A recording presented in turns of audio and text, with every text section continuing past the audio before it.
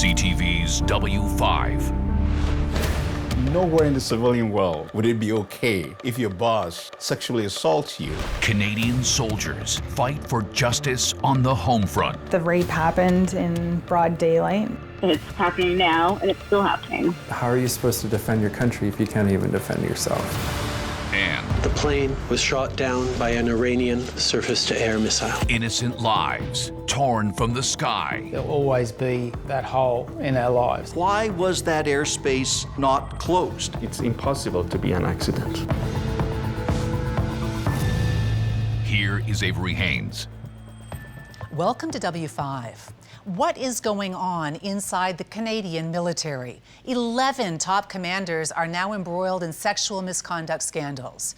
Omar Sachedina investigates the growing number of soldiers who are speaking out about what has become their most personal of all battles.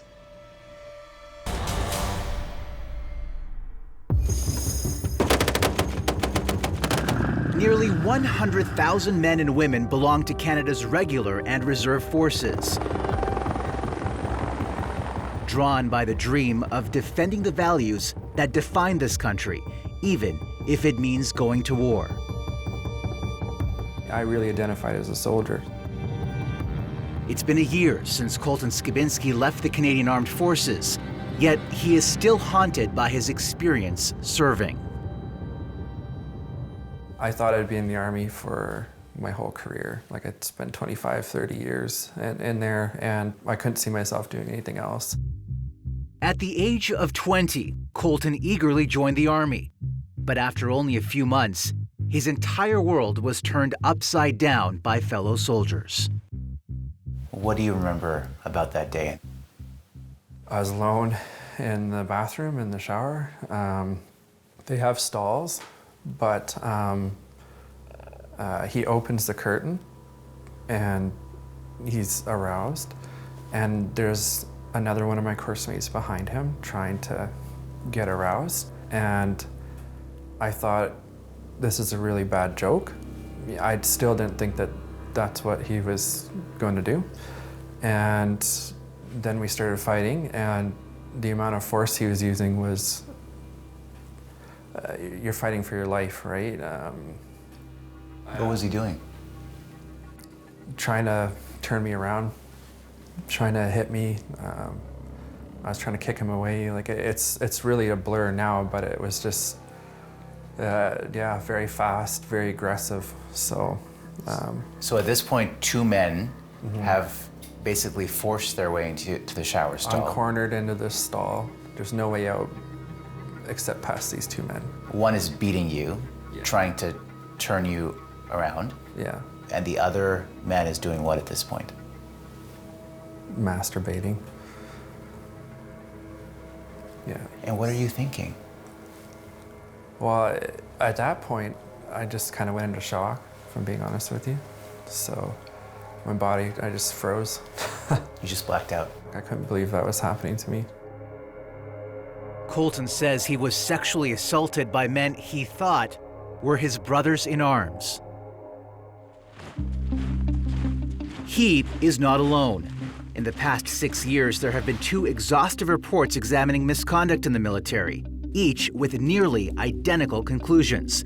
The most recent one, released in June 2021 by former Supreme Court Justice Morris Fish, determined sexual misconduct in the Canadian Armed Forces remains persistent, preoccupying, and widespread. Since 2015, there have been over 3,000 calls for assistance to the military's Confidential Sexual Misconduct Response Center, an institutional crisis. In the military, sexual misconduct gets handled internally. Every soldier must follow the chain of command. If you are a victim, you have no choice but to report directly to your commanding officer, even if they are the ones committing the crime. Then the case can get turned over to the military police. When I reported it, they laughed at me. Who laughed at you? My boss and the police. Why do you think they laughed at you? They said it sounded like soldiers joking around in the showers. I just went to them because I was in trouble and I wasn't safe. And they told me to go back to work. And so that must have been the ultimate betrayal. You know, I think in society, when you hear somebody's been raped, you go to the hospital, you get a rape kit, you know, the police are out looking for this person. And even though I knew who it was, nobody cared. So all of the supports you thought you should have didn't exist in your experience? No. No, and that was the real shock of it. And nobody's gonna do anything about it terrified me. With nowhere to go, victims like Colton join grassroots support groups outside of the military. One of the themes that's been coming up in a lot of discussions is around how it's not the initial trauma necessarily that does all the damage, but it's all the aftermath and not being heard. This group has been helping hundreds of victims face the trauma of sexual misconduct in the military since 2015. Verbal abuse and physical abuse. I'm damaged. You guys have been trained for battle. Did you ever think that you'd be fighting the biggest one on home soil? No. It's all left to the individuals going through the worst part of their life to come up with the solutions. As soon as an issue comes up, we kind of get pushed aside as a stain on the military. When I went through it 20 odd years ago, the same refrain of, you know, think of your regiment's reputation, put your regiment ahead of you, like maybe you should just keep your mouth shut. As you talked about protecting the regiment, all of the boxes, everybody shook their head in unison. It seems like it's happening everywhere across Canada. That regimental sort of mentality, protect your own, that's sort of bred into us from day one. How many of you feel abandoned and forgotten? Pretty much everyone. Why did they pick him over me? Why did they rally around him? Why did they protect him? This isn't something that happened 10, 15 years ago. It's happening now, and it's still happening. In Colton's case, this internal document shows he reported the assault to the military, but he claims they did nothing. The police aren't going to help you. Your boss isn't going to help you. So this investigation was a sham. It didn't even take place. Colton had to see his attackers day in and day out. I would never shower alone anymore. I wouldn't go to the bathroom alone. I'd wait for someone to go. You were always scared? Always scared. Always on guard? Mm-hmm. Yeah. What incentive is there in the first place for anybody to come forward? Zero. I can tell you zero. Major McKenna has an insider view as a former lawyer in the military legal system. He was a member of the elite Judge Advocate General Corps, also known as a JAG. It doesn't work. It really doesn't work because essentially what you're asking these individual members to do is to trust the very people that potentially could harm them. Nowhere in the civilian world would it be okay if your boss sexually assaults you and then the legal system say, well, talk to your boss and resolve it. It wouldn't happen. But it is happening in the military. But of course it's happening in the military. It's not happened. It is happening in the military. The Canadian Forces is not built to internally correct itself, especially when it comes to such incidents that I would say are quasi-criminal in behavior. In other words, the current military justice system is flawed. The higher your rank, the more protection you have. If you want to commit the perfect breach of conduct in the Canadian Forces, become a general. You can't do anything about it. You're untouchable. You're untouchable. That's exactly what it is. And the higher your rank, the more protected you are. The higher your rank, the more protected you are. And Kashmir says protecting the military institution is the priority. During your 12 years as JAG, were you ever ordered, or did you see anything that was swept under the rug? Because of the privileged position as a counsel, I wouldn't be able to respond to it. But I can tell you that it is an issue. It's a serious issue. Colton, it's so rare for men to come out and talk about their experiences. Why do you think that is? There's a lot of shame associated with it, right? As a man, you're not supposed to, this doesn't happen to men, right? No man wants to admit that somebody else got the better of them that way, and you're less of a man for it. And particularly in the Army, how are you supposed to defend your country if you can't even defend yourself? Coming up, I've been tormented on many fronts. a uniform offers little protection. It's a joke. There's a very high level of hypocrisy. When W5 continues.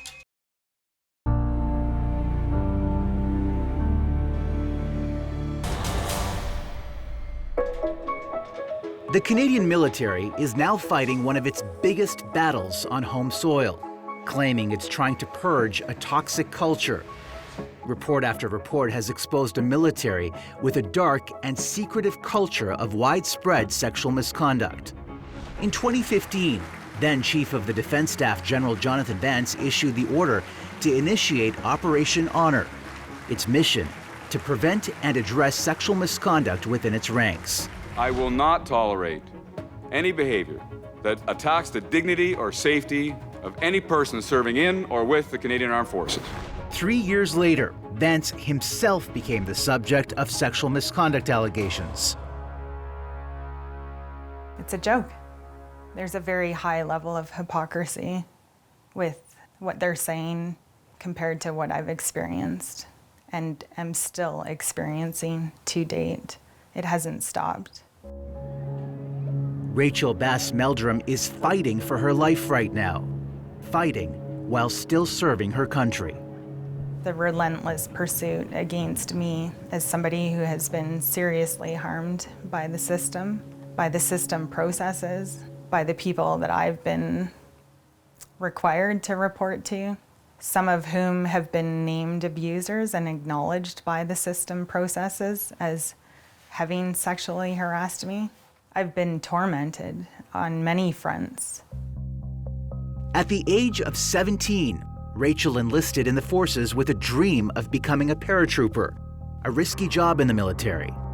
I had these idealistic dreams of jumping out of airplanes. I've always been a physically active person. So at 17, you thought the military would be exciting. You thought that you could serve. You thought that you were going to make great friends. And instead it turned out to be what? Quite the opposite. There was excessive drinking and pornography. So I've had everything from being groped, being touched inappropriately, having men walk into the change room while I've been showering. Rachel served across the country and was deployed to Afghanistan. But through it all, she said she experienced a constant barrage of sexual harassment in her male-dominated units. Her first assault still haunts her the most. Take me back, if you feel comfortable, to that first incident. I don't even know if I've fully processed it, truthfully. The rape happened in broad daylight.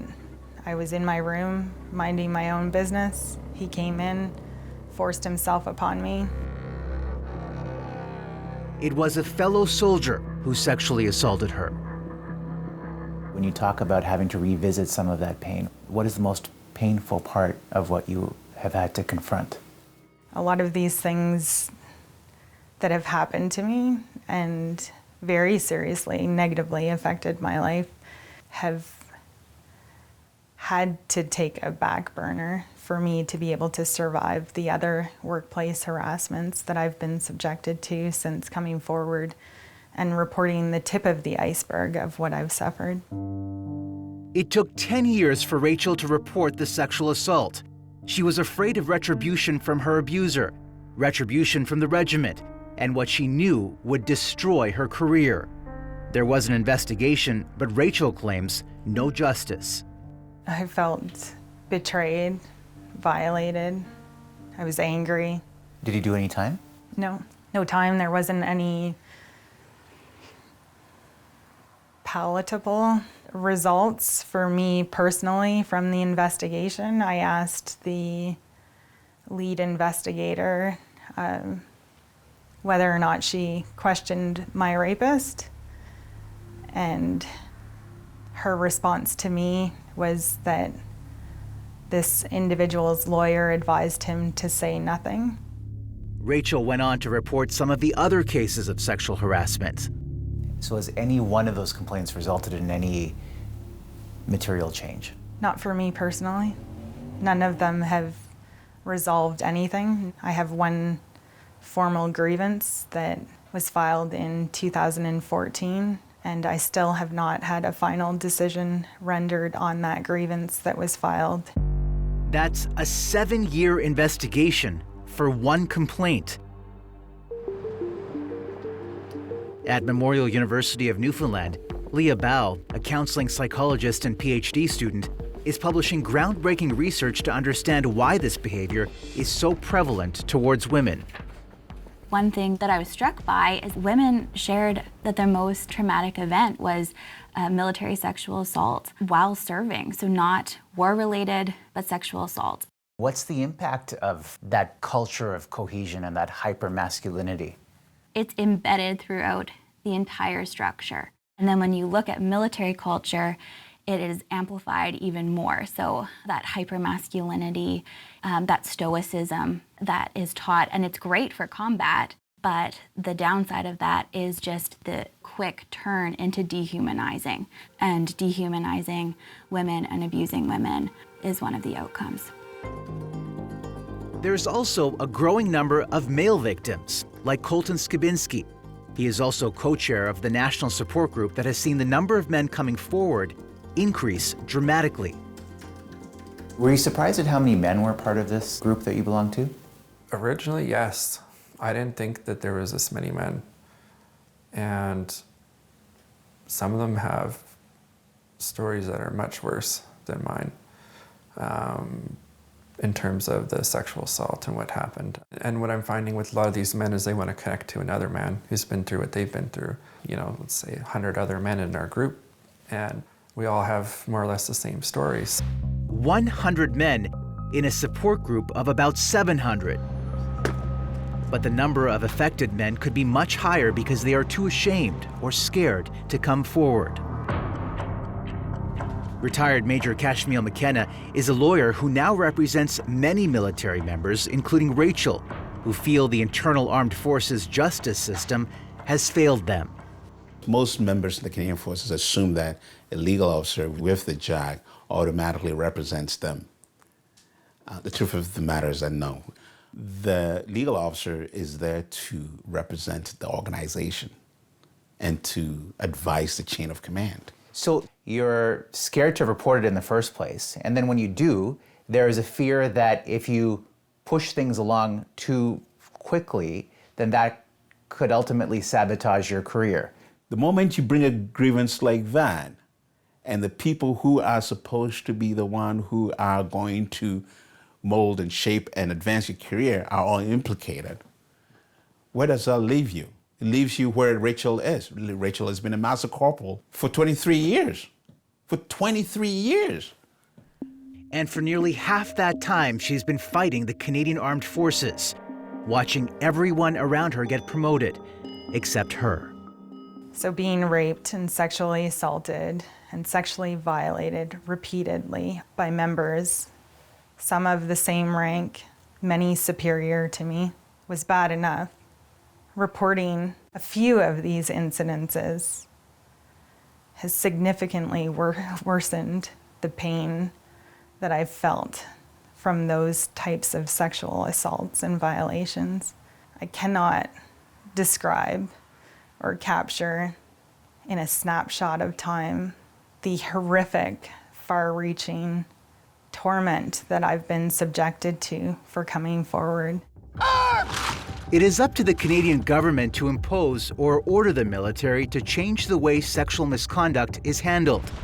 Even with a major class action lawsuit against the Department of National Defense with over 13,000 claims, the Deschamps report in 2015, the Fish report in 2021, even a third review by retired Supreme Court Justice Louise Arbour that began in April 2021, the government until now has yet to clean up the military. We do need to build trust in the Canadian Armed Forces. There is a crisis of confidence. Newly appointed Minister of National Defense Anita Anand has a monumental task. She agreed to an exclusive in-person interview with W5 and announced a major shift in how cases of sexual assault in the military will be handled. I think it's fair to ask you, victims to whom we've been speaking to have described a culture that is toxic, a culture of cover-up. What do you tell victims who have lost faith, who've lost trust, who feel betrayed? I actually have been meeting with victims myself over the past week and a half since I have been implemented in this role. And I recognize that the problems are severe. They are pervasive in the armed forces. I am fully aware of the deep-seated issues in that institution. My role, and the reason I believe the Prime Minister appointed me in this position, was to chart the path forward, acting on the recommendations of Madame Deschamps, Mr. Fish, as well as Madame Arbour, that we are going to make sure that victims of sexual misconduct have the ability to have their cases tried in the civilian system. I'm trying to get a sense of when that will happen. You say it will be immediate, but victims out there are wondering when. Are we talking weeks? Are we talking months? Are we talking years? What we are doing is taking Madam Justice Arbour's recommendations and, having just received the letter, beginning to ensure that they are implemented right away. I am loath to say before the end of the year because I'm not the type to overpromise and underdeliver. And so when we have a timeline on the precise dates of implementation, I will come back and I will set those out in full. With no timeline to move any of her cases to a civilian court, Rachel's message is clear. I'd like people to know the truth and actually understand what it costs for members to come forward. And nobody should have to serve in the capacity that I have in fear. Fear of being raped, fear of being assaulted, fear of being targeted, fear of being punished for coming forward.